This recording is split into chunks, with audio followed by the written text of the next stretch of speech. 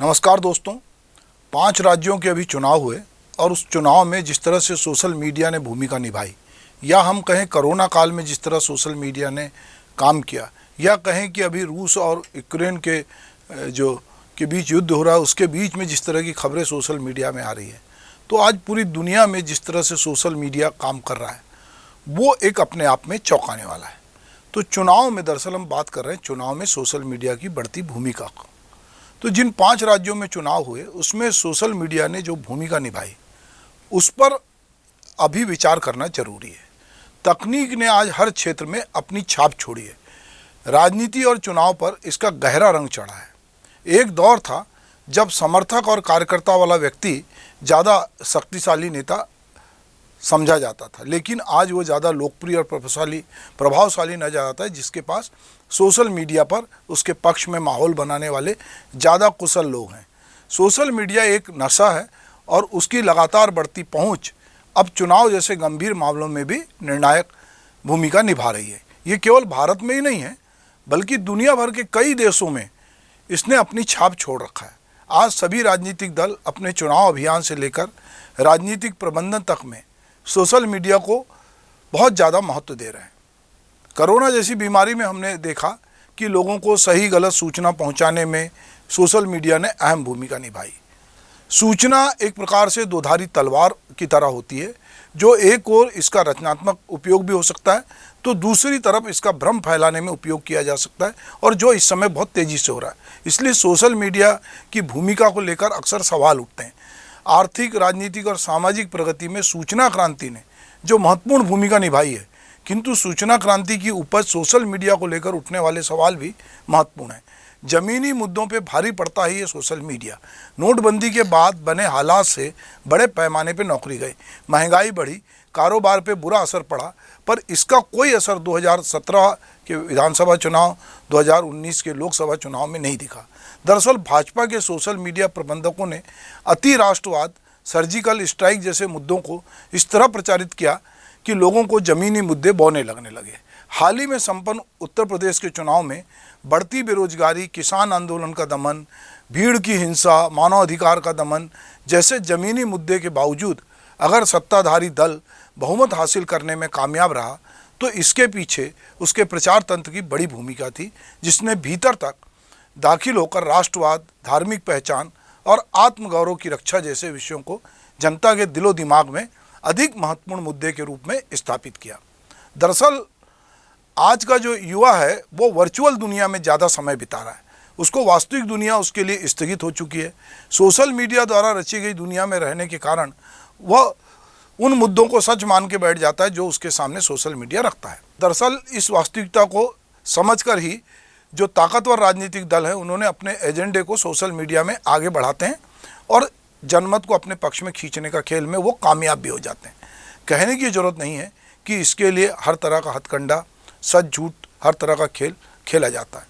वास्तविक जगत की सच्चाई की जगह सोशल मीडिया का पोस्ट हुआ अधिक आकर्षक ही नहीं, सच्चाई के अधिक करीब भी मालूम होने लगता है। सोशल मीडिया से युवाओं की राजनीतिक समझ का अनुकूलन कहने की ज़रूरत नहीं है कि सच की तरह पेश किए गए झूठ से प्रभावित युवा वर्ग आज अनेक मुद्दों पर सोशल मीडिया के माध्यम से मुखर है और खुलकर अपनी राय रख रहा है, लेकिन उसकी मुखरता पोस्ट तूत के दायरे का अतिक्रमण नहीं कर पाती है।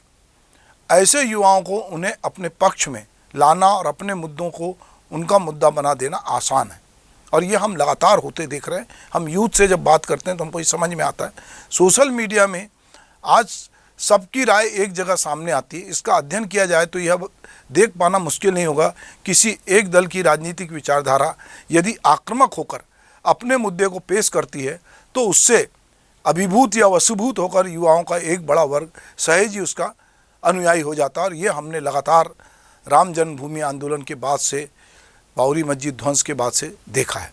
तो आज के दौर में किसी भी राजनेता का वजन उसके सोशल मीडिया फॉलोअर पर निर्भर करने लगा है। खुद प्रधानमंत्री नरेंद्र मोदी और उनकी टीम इस बात पर खास तवज्जो देती है कि उनकी पार्टी के किस नेता के पास इन प्लेटफॉर्म में फॉलो करने वाले कितने लोग हैं। यह सही है कि सिर्फ सोशल मीडिया के द्वारा लोगों को बरगलाने भर से चुनावी कामयाबी नहीं मिलती है, लेकिन चुनाव में सोशल मीडिया की अहम भूमिका से भी इनकार नहीं किया जा सकता। जोड़ तोड़ और चुनाव प्रबंधन की भी इसमें अहम भूमिका होती है।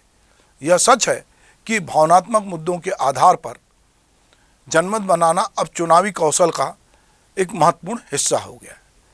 दरअसल हम ये भी देख रहे हैं कि इधर के दिनों में प्रतीकों को राजनीतिक हथियार के रूप में किस तरह इस्तेमाल किया जाता है। उदाहरण के लिए अगर हाल के चुनाव के दौरान यदि हम देखें तो हम देखते हैं कि उत्तर प्रदेश में यदि राम मंदिर को धार्मिक अस्मिता के प्रतीक के रूप में लाया गया तो वहाँ पंजाब में जो है भगत सिंह और आम्बेडकर को एक प्रतीक के रूप में लाया। यही वजह थी कि जैसे ही आम आदमी पार्टी की सरकार बनती दिखी तो उन्होंने घोषणा की कि ये हम अपने जो शपथ ग्रहण समारोह भगत सिंह के गांव में करेंगे और मुख्यमंत्री की फ़ोटो नहीं लगेगी, आम्बेडकर और भगत सिंह की फ़ोटो लगेगी। अभी हम लगातार देख रहे हैं कि कुछ जगहों के नाम बदले जा रहे हैं, कुछ जगह कुछ लोगों को ढूंढकर उनकी आदमकद मूर्ति लगाई जा रही है और बहुत सारी जो जाति अस्मिता है उसको उभारने की कोशिश कर रही है। जातिगत नायकों को जो एक वोट में तब्दील कर सकें उनको महिमा मंडित किया जाने का एक काम है। तो कहीं सोशल मीडिया, दूसरा प्रतीकों के जरिए, तो ये एक नई तरह की चीज़ है।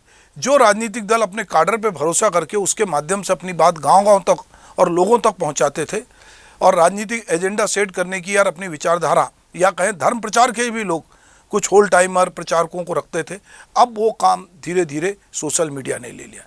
प्रचारक, राजनीतिक कार्यकर्ता पीछे हो गए और जिस तेज़ी से सोशल मीडिया के जरिए लोगों का माइंड सेट किया जा रहा है, वार रूम बना के जिस तेज़ी से चीज़ें क्रिएट की जा रही है, एक बड़े राजनीतिक दल ने मिस कॉल के जरिए पार्टी की सदस्यता तक दी। तो कुल मिला के हम देखते हैं कि तकनीक और सोशल मीडिया, उससे बहुत सारे जो काम लाखों लाख समर्पित कार्यकर्ता नहीं कर पाए, वो तकनीक और मीडिया कुछ चुनिंदा लोगों ने, एक्सपर्ट लोगों ने इस समय किया है। उसकी अपनी भाषा है, उसका अपना व्याकरण है और उसको वो लोग गढ़ते हैं। अब नए रणनीतिकार समय, स्थान और माहौल को देखकर प्रतीकों के जरिए वोटर को आकर्षित कर रहे हैं, माहौल बना रहे हैं। एक तरफ ये प्रतीक हैं, कुछ मुद्दे हैं जो स्थानीय अस्मिता को जगाते हैं और इन सब का एक कॉकटेल तैयार होता है जो सोशल मीडिया पे बहुत सुबह से परोसा जाता है और इस तरह से परोसा जाता है कि लोगों को लगे कि ये जो राजनीतिक दल है ये हमारे हितों की बात कर रहा है, हमारी अस्मिता की बात कर रहा है, हमारे जातिगत जो हीरो हैं उनको आगे कर रहा है। हमने ये भी देखा कि पंजाब में चूँकि दलित आबादी एक बड़ी आबादी उसका बाहुल है, तो यहीं से बहुजन समाज पार्टी के जनक कांसीराम भी हुए। कांग्रेस ने चुनाव के पहले दलित वर्ग से आने वाले चरणजीत सिंह चन्नी को न केवल मुख्यमंत्री बनाया बल्कि उन्हें अगले चुनाव में मुख्यमंत्री का चेहरा भी घोषित किया, पर उनका ये गणित उस तरह से काम नहीं आया।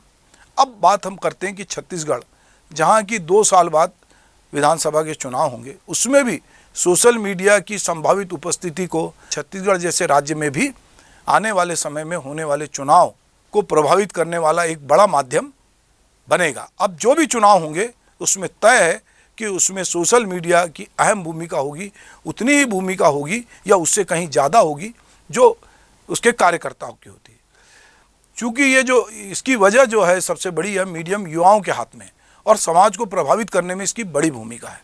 आज इस प्रदेश में टीवी से कई गुना ज़्यादा स्मार्टफोन है, साथ ही डिजिटल माध्यम से खबरें और विचार तुरंत लोगों तक पहुंचाए जा सकते हैं। इसलिए इस माध्यम के जरिए राजनीतिक दल एक ही विषय वस्तु को अलग अलग तरीके से पहुंचा रहे हैं।